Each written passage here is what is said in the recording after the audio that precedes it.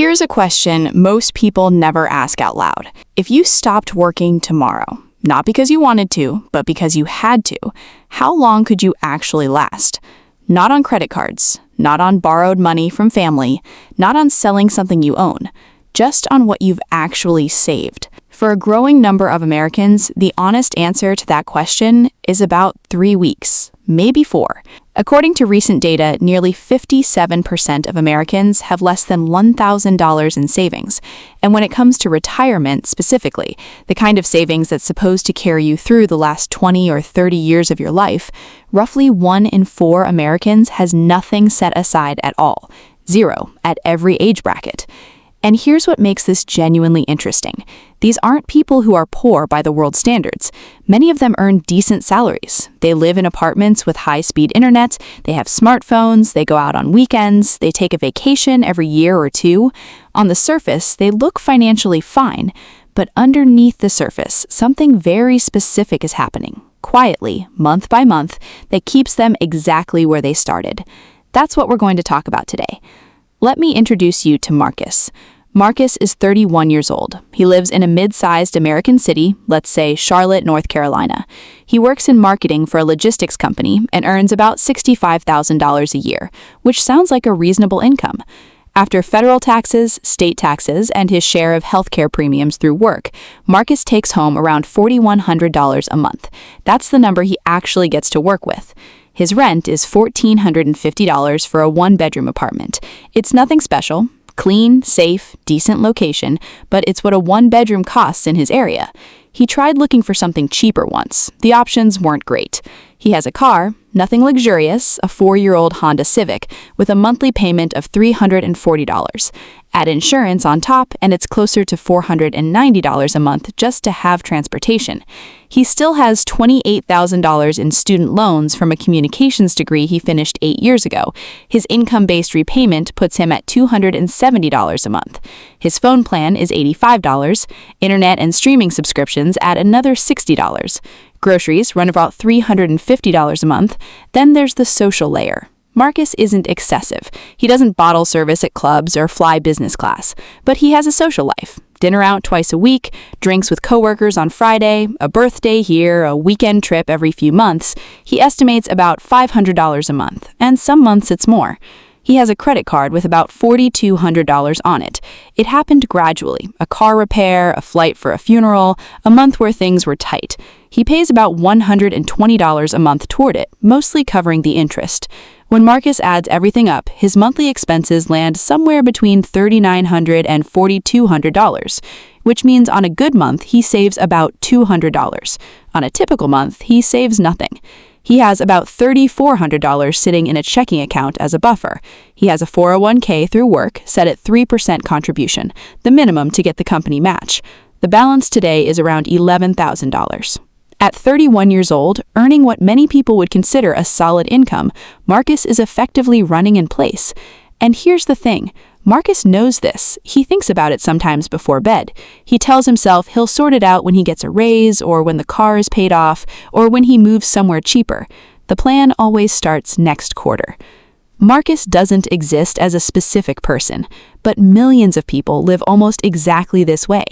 Now, the easy analysis here is to say Marcus is overspending, and technically that's not wrong, but it misses the deeper problem. The issue isn't a single bad decision. The issue is that Marcus is living inside a financial structure that has been quietly designed around his income, not below it. Every recurring cost he has is individually justifiable. The rent is market rate, the car is necessary, the student loans are not optional. The phone, the subscriptions, the social life, none of it is outrageous in isolation. This is what we might call lifestyle calibration. It's the tendency for our expenses to expand naturally, almost automatically, to fill the income we have. And then once they do, they feel fixed. They feel like the floor. Marcus doesn't feel like he's overspending. He feels like he's covering what it costs to live a normal life at his income level. And this is the invisible trap. Because here's what Marcus has never actually calculated: what the cumulative cost of normal looks like over a decade. The credit card charging 24% interest, he'll pay back roughly double what he originally borrowed on minimum payments alone. That $4,200 balance could cost him close to $8,000 before it's gone. The car payment, which he plans to replace with a newer car once the loan's done, resets the clock. He'll be in a car payment, on and off, for the next 20 years. The 401k at 3%, with his company's 2% match, he's putting in about $163 a month, and his employer adds $108. That sounds okay, but at historical market returns, that pace, started at 31 with $11,000, might get him to around $350,000 by 65.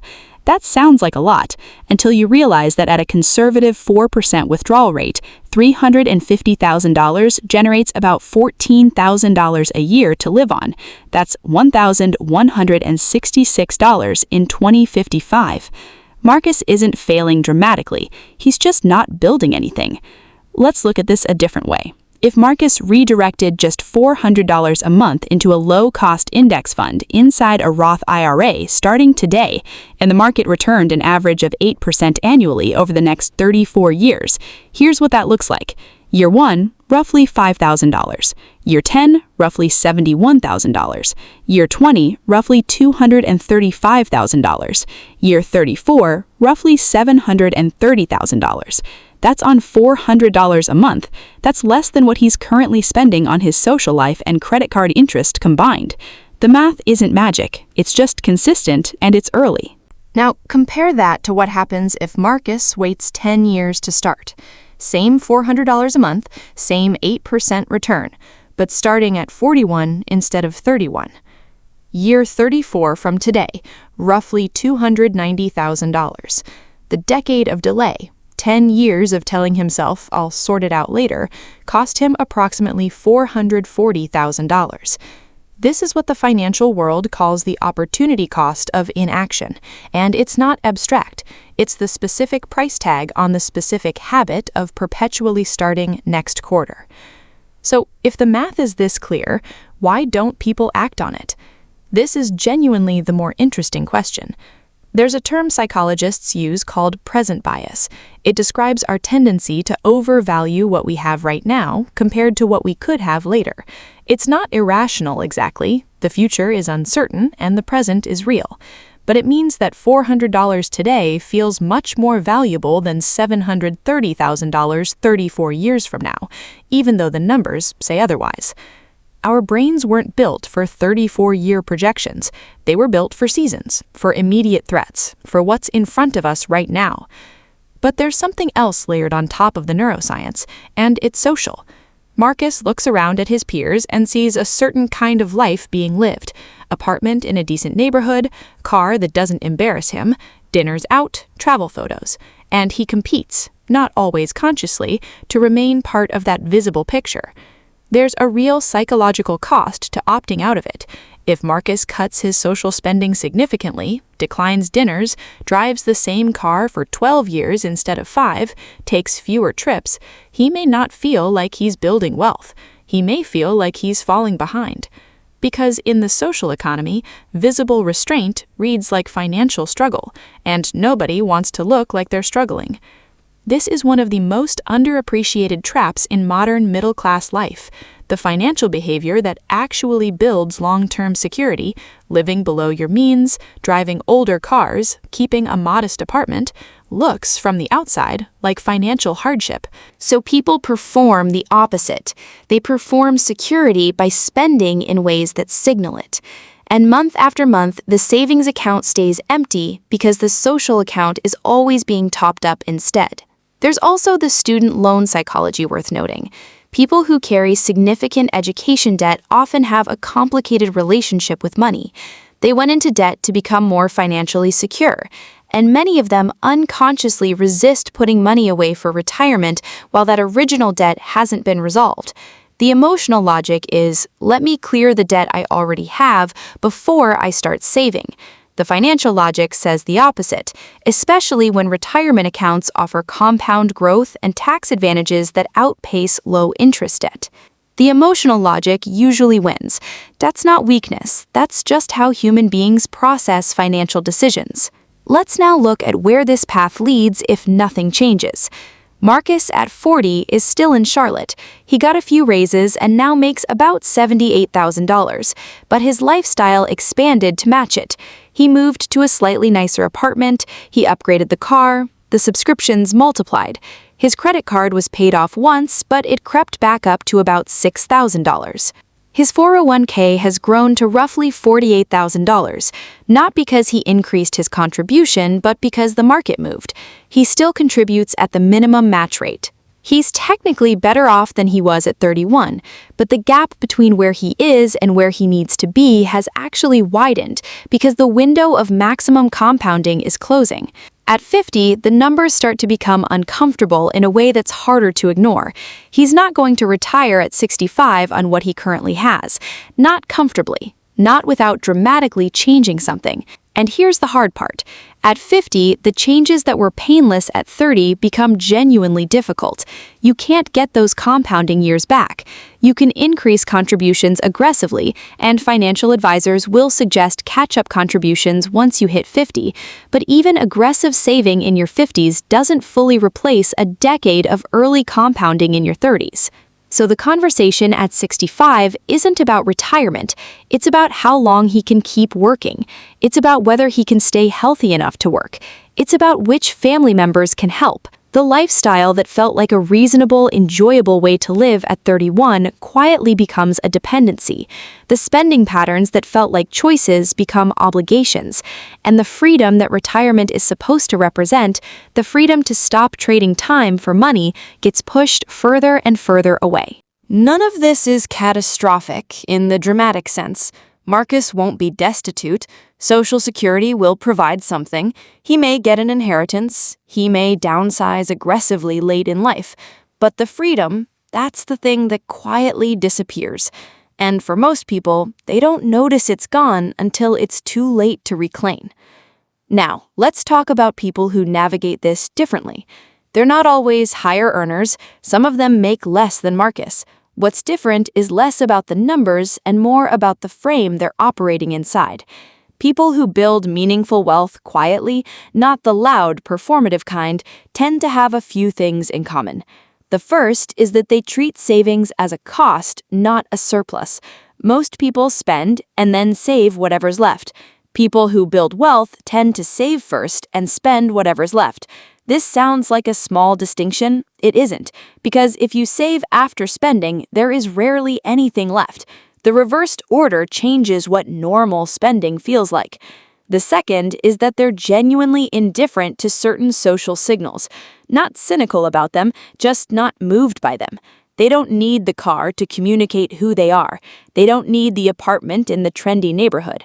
They understand that those signals are expensive and that the people most impressed by them are usually in the same financial position as Marcus. The third, and this one is subtle, is that they've separated financial security from financial identity. Many people subconsciously equate spending freely with being financially okay.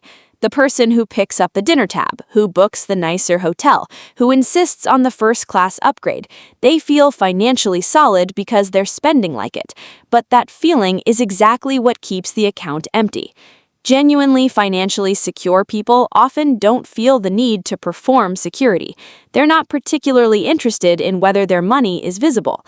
And finally, there's a certain relationship with time. People who build wealth tend to think in decades, not months. They're making decisions at 30 with the 45-year-old version of themselves in mind. That's not natural. It requires deliberate practice, but it changes every financial decision you make, because the question shifts from, can I afford this, to what does choosing this actually cost me in 20 years? That's not a lecture on discipline. It's just a description of a different cognitive frame, one that's genuinely available to anyone willing to sit with it. Here's where we land. Millions of Americans have no retirement savings in 2026, not because they're irresponsible, not because they're lazy, and not because they don't understand that saving matters. Most of them understand. Marcus understands. The problem is something more structural and more human than that. It's the invisible expansion of expenses to meet income. It's the social cost of visible restraint. It's present bias, the brain's honest preference for now over later. It's the emotional logic that quietly overrides the financial logic month after month in completely ordinary ways. The system around us, the advertising, the housing market, the car culture, the subscription economy, all of it is calibrated to make spending feel normal and saving feel like deprivation. That doesn't mean the system is impossible to work within, it just means you have to be deliberate in a way the system is not designed to encourage.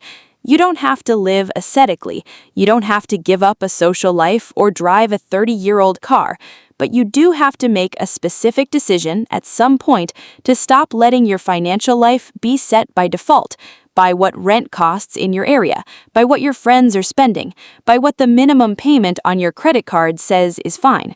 Default living produces default outcomes, and the default outcome for most Americans in 2026 is a retirement that looks much less freedom than they imagined when they were 31. That awareness, just that, is worth something. If this video gave you something to think about, subscribing to this channel is the easiest way to make sure you catch the next one.